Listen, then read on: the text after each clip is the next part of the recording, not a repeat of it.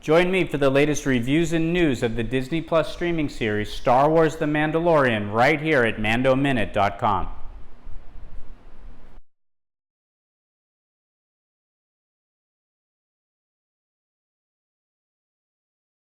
Welcome back, marketing chefs. I've got something truly special cooking for you on our storytelling stovetop.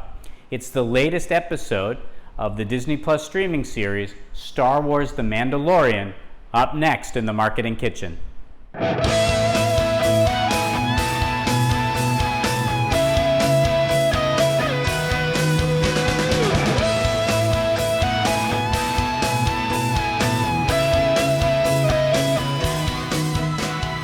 Welcome to the kitchen, the Marketing Kitchen. Hi, I'm Ron Vining, your host of the Mandalorian Kitchen TV.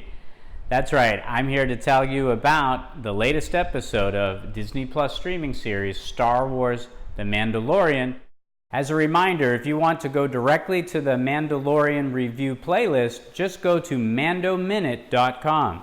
That's right, go to mandominute.com.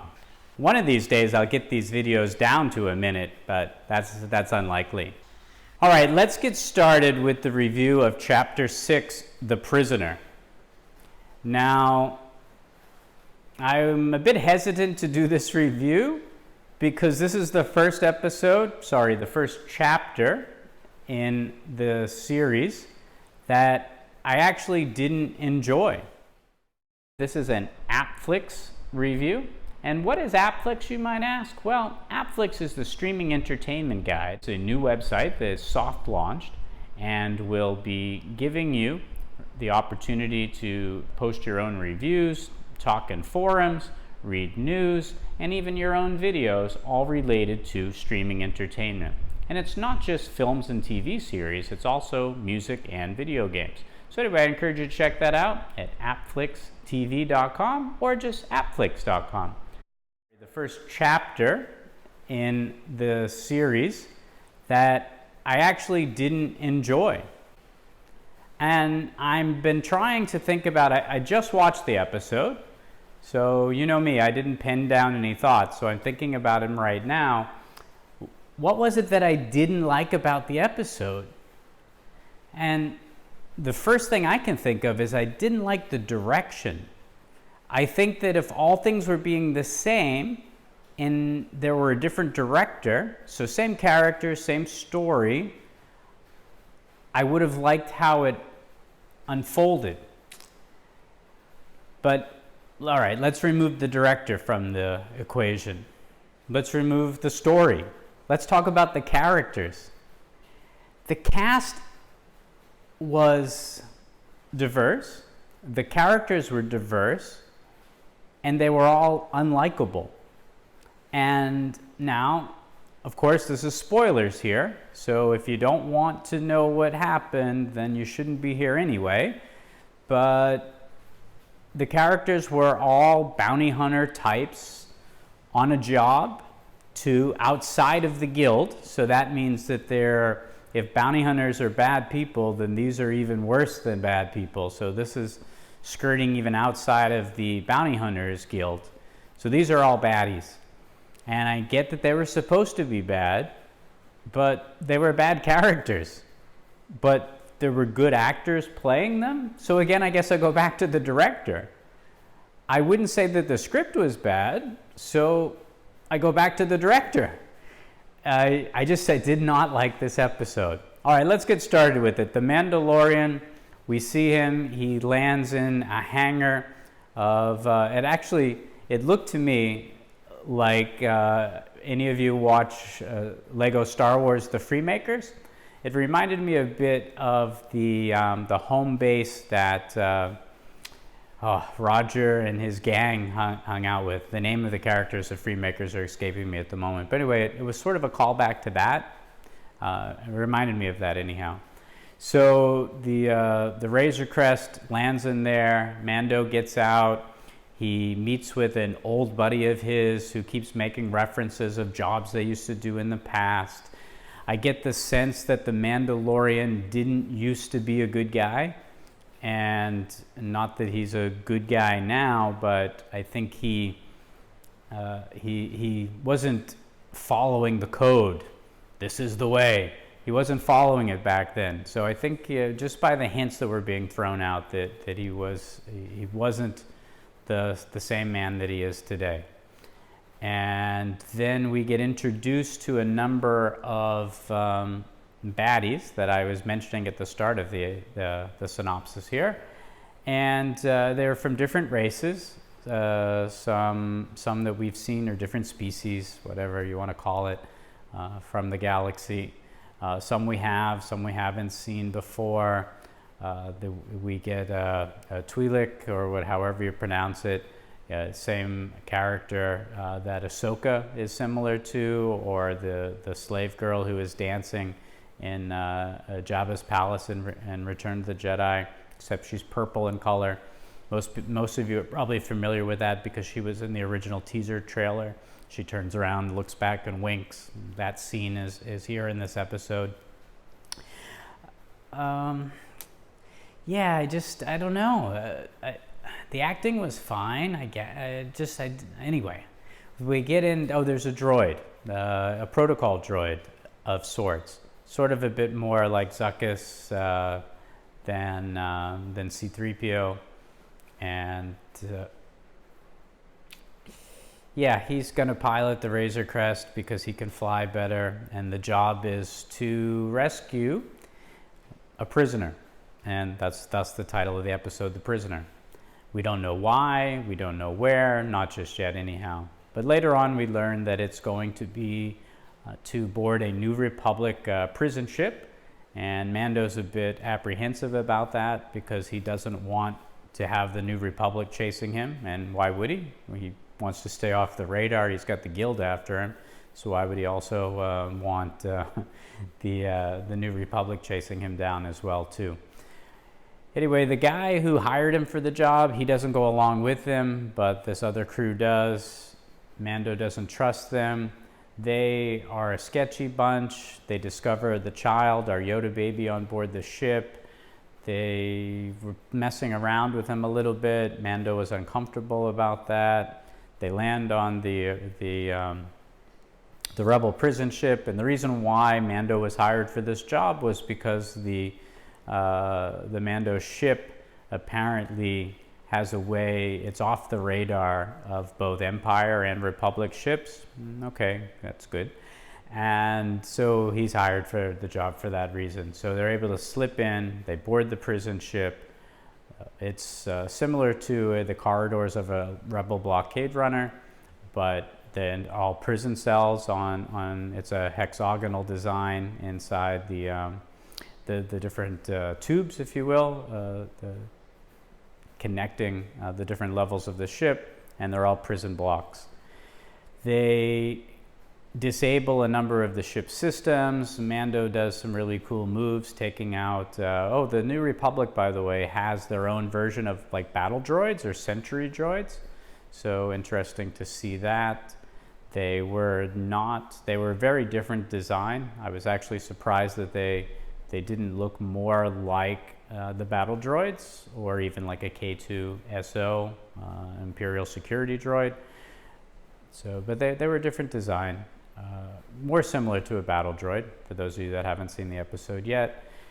They break out the prisoner, and the prisoner ends up being the brother of the Twi'lek character, and they double-cross the Mandalorian. They kick him into the cell, and they lock him in there.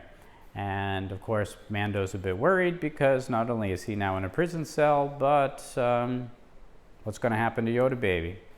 And then, no sooner to that, we flash to a scene we're back on the ship and on the Razor Crest. And aboard the Razor Crest, the protocol bounty hunter droid, similar to Zuckuss, is, or Forlom, always confuse those two names going back to the Kenner days, right? Where they had them misprinted, and for over a decade, people of my generation thought the character was one name, turns out to be the other. Okay, thanks, Kenner. Anyhow, whether it's Forlom or Zuckuss, that that bounty hunter protocol droid is on board with the Yoda baby. The Yoda baby actually sort of goes up to the bridge of the Razor Crest to say hello, and the droid wants to kill him. So interlaced with what's happening aboard the Revel prison ship, and there were some nice swipes, by the way. What I do enjoy are the episodes do have callbacks. They don't take you out of the episode. Certainly swiping from one scene to the other, very reminiscent of A New Hope. Nice technique. It's too bad that we don't see more of that in film Star Wars. Rian Johnson. And so interlaced with what's happening with Mando, we have Yoda Baby trying to escape the protocol bounty hunter droid aboard the Razor Crest. And that added a little bit of comic relief. I gotta tell you, I care more about the fate of the Yoda Baby than I do Rey, Poe, Finn, and anything related to the sequel trilogy. So kudos to Jon Favreau and Dave Filoni for creating such a compelling character that in just a couple of hours, I care more about this than I do about the end of the Skywalker saga. So that being said, back to the Mando. Mando finds a way to escape out of the cell, and then he begins hunting down the other bounty hunters or scoundrels that he's working with. And he manages to off them, so we think anyway, one at a time. And he eventually gets to the Razor Crest, where the prisoner that he had broken out, who he has some bad history with, the prisoner convinces him not to kill him because he needs to return him alive to get the bounty. So the Mando agrees to that. Earlier on in the episode, when they had boarded the prison ship, the Mandalorian, when they were on the bridge, they had actually encountered one live officer. The ship was supposed to be unmanned. And then we had a sort of a rebel trooper, if you will. His helmet was similar to those from harkening back to A New Hope, from the Rebel blockade runner. Anyway, similar outfit, different color though, bit more sleek and modern. He had a tracker, and if he had pressed that tracker, that meant that the New Republic was going to send in an attack fleet to take out whoever was trying to break out the prisoners. So later on in the episode, after Mando had escaped, after being betrayed, he grabbed that tracker and he had that with him. Anyway, the guy, the Twi'lek, the male version, the brother of the female one character, that I'd mentioned that we saw in the early trailers to the show, he convinces Mando not to kill him. Mando agrees. They go into the ship and off they go. We don't see what happens to the protocol droid. I'm assuming since Mando hates droids, he took him out. Oh, wait a second, we did. Mando shot him in the head. Oh yeah, that's right. This is probably the best scene in the entire episode. How do I forget? Because this was a forgetful episode. So what happened is that the protocol droid had the Yoda Baby cornered in the Yoda Baby's bedroom, if you will, aboard the Razor Crest. And the cutest thing is the Yoda Baby knew that he was in trouble. So the Yoda Baby raises his hand and the little three fingers are there, and it looks like Yoda Baby was about to use force powers on the protocol droid. And all of a sudden we see a spark and the protocol droid is taken out. The Yoda Baby looks at his hand thinking, wow, my force powers are great. But it wasn't. It was the Mando. He took the protocol droid out from behind. How do I forget that? Best scene of the entire episode. Got to check that one out. Anyway, Mando, trying to do this really quick. Mando and his prisoner and Yoda Baby go to the ship from the beginning of the episode, the floating base, if you will.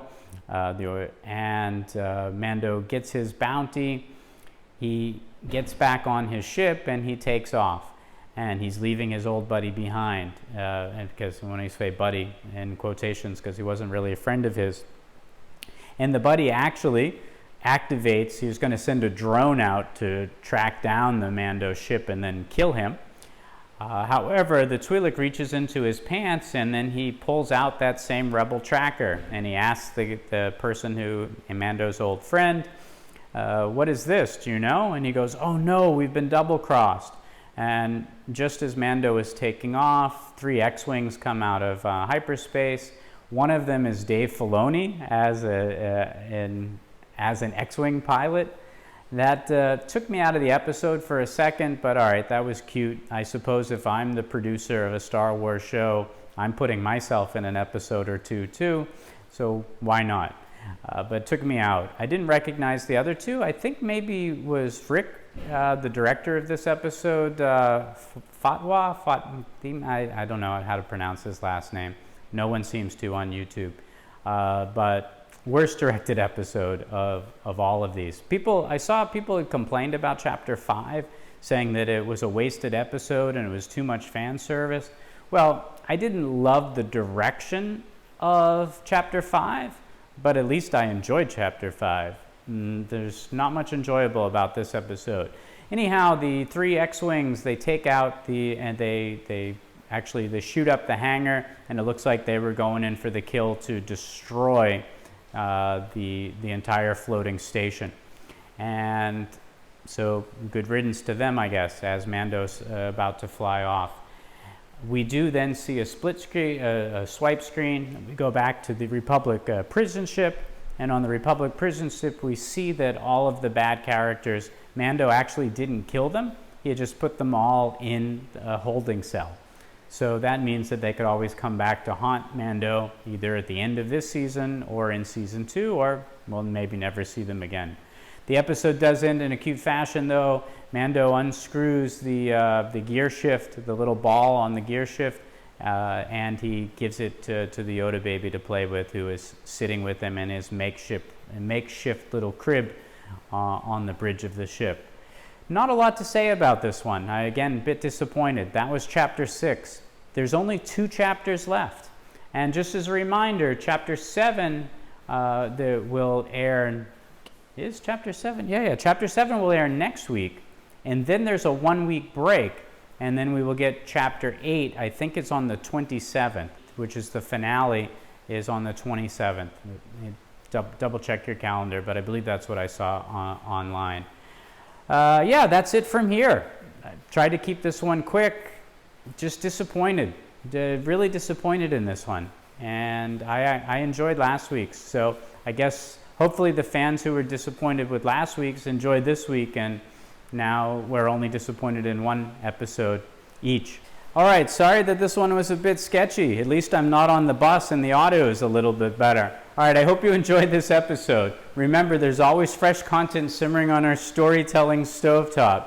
So whatever happens in this kitchen shouldn't stay in this marketing kitchen.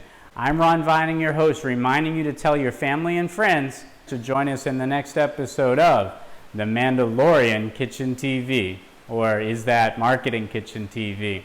All right, see you next week.